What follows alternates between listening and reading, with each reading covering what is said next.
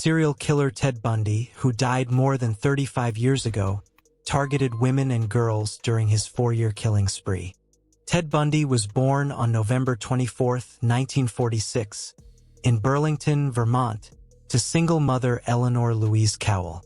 She later moved to Tacoma, Washington with her young son, where she married John C. Bundy, who adopted the future serial killer. Cowell and John had 4 more children.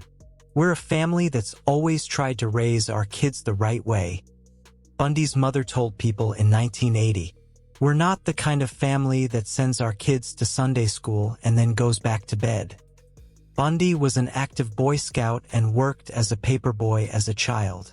After high school, he attended the University of Puget Sound, then transferred to the University of Washington in Seattle, but dropped out before graduating.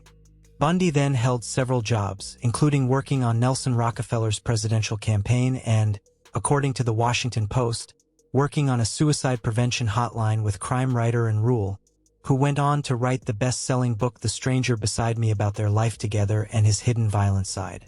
Bundy returned to the University of Washington and graduated in 1972 with a degree in psychology. He continued to work in Seattle where, unbeknownst to anyone, he also committed a series of murders. In 1974, Bundy moved to Salt Lake City and enrolled in law school at the University of Utah, although he never graduated or received a law degree. He was arrested in August 1975 after a highway patrolman stopped him for speeding and found suspicious items in his car, including a ski mask and a crowbar. His profile matched Carol Duranche's description of an 18-year-old woman who had survived Bundy's assassination attempt the previous year. The patrolman also recalled a call from Elizabeth Klopfer, Bundy's girlfriend, who contacted Utah authorities after noticing that he resembled a suspect in police sketches. Bundy was charged with aggravated kidnapping and attempted murder after Duranche selected him from a list of suspects. Bundy was convicted and sentenced to up to 15 years in prison after waiving his right to a jury trial. 2 prison escapes brought more of Bundy's crimes to light, and he was sentenced to death in 1979. Ted Bundy was one of the most notorious serial killers and sexual predators in American history. Throughout the 1970s, Bundy traveled across the United States, committing a series of rapes and murders of young women and girls. Known victims were from Washington, Utah, Oregon, Idaho, Colorado, and Florida, as well as possibly unknown victims whose fates have yet to be determined. While much of the country feared Bundy, his good looks and the charisma he displayed on screen attracted fans and supporters, many of whom attended his trials and wrote him love letters. His 2 prison escapes, self-defense in court, his massive body count, and the heinousness of his crimes have given Bundy a terrifying but powerful legacy that endures 30 years after his death in the electric chair on January 24, 1989. He wanted people to see what he wanted them to see, survivor Kathy Kleiner Rubin told People in 2023. He would pose as a nice guy. At night, he would turn into something else. Then he would go hunting for women. He killed most of his victims at night in their bedrooms. He wanted to take their souls and keep them, not face them and fight them. Investigators believe Bundy may have killed as many as 100 victims, though the killer confessed to far fewer. So how many people did Ted Bundy kill? Here's everything you need to know about his life and crimes, including the stories of the few victims who survived the infamous serial killer. While on death row, Bundy confessed to killing at least 30 women and young girls between 1974 and 1978. In a 1987 conversation recounted in Detective Robert Keppel's book The River Man, Ted Bundy and Me Search for the Green River Killer, Bundy mentioned committing additional murders in 1972 and 1973, but did not go into detail. The serial killer also told the detective that by 1974, he had learned to kill and assault women without leaving evidence. Keppel later estimated in a 1989 television special that Bundy may have killed between 50 and 75 people, and the Washington Post reported that the killer at one point told police that his body count could be in the triple digits. In his book Ted Bundy and the Unsolved Murder Epidemic, criminologist Matt DeLisi estimated that Bundy may have killed as many as 100 people. Bundy's first confirmed murder was Linda and Healy in February 1974. She was followed by Donna Gail Manson, who was on her way to a concert, Susan Elaine Rancourt, Roberta Kathleen Parks, and Brenda Carroll Ball, who was leaving a bar, all in the western United States. Soon after, Bundy killed Georgianne Hawkins, Janice and Ott, and Denise Marie Naslund. After the final murders that eventually led to Bundy's capture, the serial killer moved to Salt Lake City and killed hitchhikers Nancy Wilcox, 16, and Melissa and Smith, who were still unidentified. He also killed 17-year-old Laura and Am, who was last seen trying to hitch a ride after a Halloween party. Shortly after, Bundy unsuccessfully attempted to kill DeRanche, but later that evening he killed Deborah Jean Kent. He then killed Karen Eileen Campbell, ski instructor Julie Lyle Cunningham, Denise Lynn Oliverson, and 12-year-old Lynette Dawn Culver. In Bundy's final taped confession before his execution, he admitted to killing Susan Curtis around this time.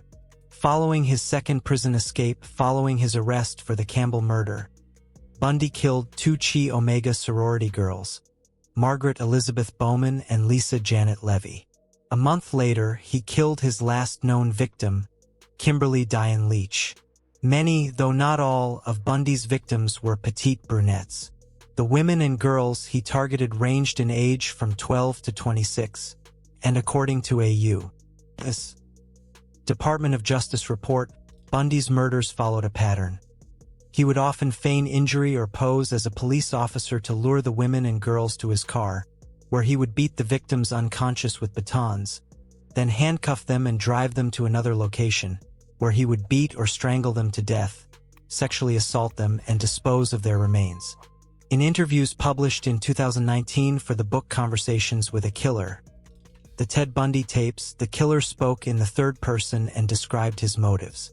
Perhaps this man hoped that through violence, through this series of brutal acts, that each murder would leave this type of person hungry, unsatisfied. It would also leave him with the apparently irrational belief that if he did it next time, he would be satisfied, Bundy said. In addition to raping and murdering his victims, Bundy admitted in his final confessions before his death to desecrating the corpses of his victims. When he said he was cleansing his soul at the end, he wanted me to know that he was practicing necrophilia, FBI Special Agent Bill Hagmaier said in Conversations with a Killer, the Ted Bundy tapes. He had never talked about it before, even in the third person. The truth is ugly.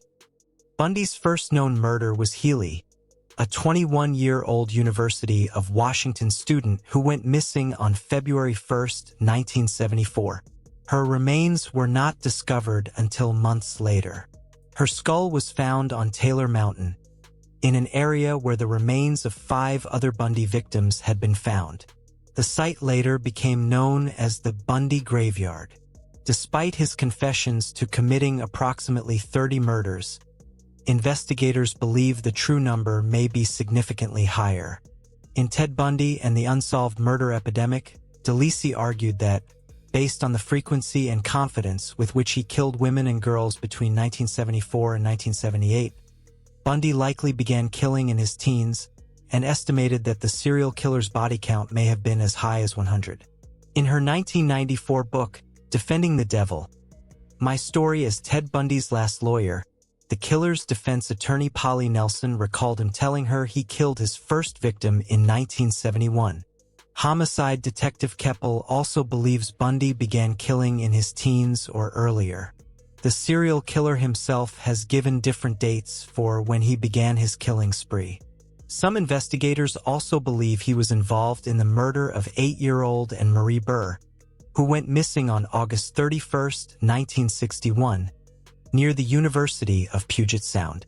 The amount of evidence collected at crime scenes is limited due to the resources and methods of investigating crimes during that era of law enforcement. A Tacoma Police Department spokesman told King 5 in 2019, adding, "We periodically review all cold cases to determine if new technology and forensic techniques can be used." At the time of the murder, Bundy's uncle lived in Burr's neighborhood, where the then 14-year-old delivered newspapers and often visited him. After Bundy was convicted of the murder, Burr's mother wrote him a letter asking for information about her daughter. Bundy denied involvement in the murder in his response, but Tacoma police reportedly have not ruled him out as a suspect in the case. There are 5 known survivors of Bundy's attacks. Karen Sparks was 18 when the notorious killer raped her and beat her with a metal bar in her Seattle bed. She later revealed in the reel's Special Ted Bundy survivors that she believed her roommate's sleep-talking scared Bundy into fleeing, ultimately saving her life. Although she survived, Sparks suffered a ruptured bladder and permanent brain damage as a result of the attack. Duranch was 18 when Bundy approached her at a mall in November 1974, flashing a police badge and claiming he was there to investigate a break-in at her car. She followed Bundy to his Volkswagen, she later told People, only because she felt obligated to help a man in a position of power, not because she found him charming or attractive. "He seemed kind of creepy to me. I thought he was a lot older than he was," Duranch said, adding that she smelled alcohol on his breath. When they were in his car, Bundy punched Duranch and tried to handcuff her, but to no avail. Despite having a gun and a crowbar, she fought back and was able to get out of the car, but Bundy followed and continued to struggle. As a car approached from the opposite direction, Duranch broke free from Bundy and jumped into another car, still handcuffed.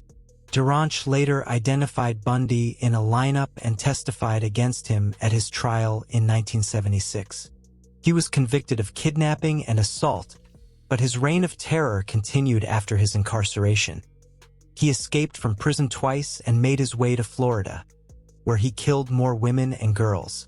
After the 2 Chi Omega murders, Bundy attacked sorority sisters Kathy Kleiner Rubin and Karen Chandler. Kleiner Rubin suffered a broken jaw, a shattered chin, a lacerated cheek, and almost a torn-off tongue. Chandler later told CBS News that Bundy broke almost every bone in her face, including her jaw, as well as one arm and several fingers. She also suffered a concussion and a fractured skull in the attack. Kleiner Rubin told People that Bundy likely intended to kill her and Chandler, but was interrupted. "We were driving a girl home late at night, and the light came into our room," she recalled. "He started stumbling and just ran out the door. We don't know how far it went, but it ended up in my room." After the Chi Omega murders and attacks, Bundy walked down the street and attacked Florida State University dance student Cheryl Thomas, who was alone in her apartment. He beat her with a baton, like his other victims that night, breaking her jaw, dislocating her shoulder, and sustaining 5 skull fractures. The attack left her deaf in one ear. Thomas's neighbors heard the attack and called the police, saving her life. "I was very grateful," Thomas told CBS News, "because, of course, if it hadn't been for the 2 neighbors next door, who called that night because they heard me crying and making what sounded like a beating, I definitely wouldn't have survived." After the Florida murders, Bundy was arrested on February 15, 1978, for driving a stolen Volkswagen in Pensacola. At the time, local police were unaware that he was on the FBI's most wanted list. Bundy was charged with the murders of the Chi Omega victims and nearly pleaded guilty in a deal that would have earned him the maximum sentence of 75 years in prison, the Seattle Times reported. But he turned down the plea deal. Then Tallahassee public defender Mike Minerva explained, "It made him realize that he was going to have to stand in front of the world and admit his guilt. He just couldn't do it." In July 1979, after less than 7 hours of deliberation, A jury convicted Bundy of the murders of Bowman and Levy, 2 counts of burglary, and 3 counts of attempted first-degree murder in connection with the attacks on Kleiner Rubin, Chandler, and Thomas.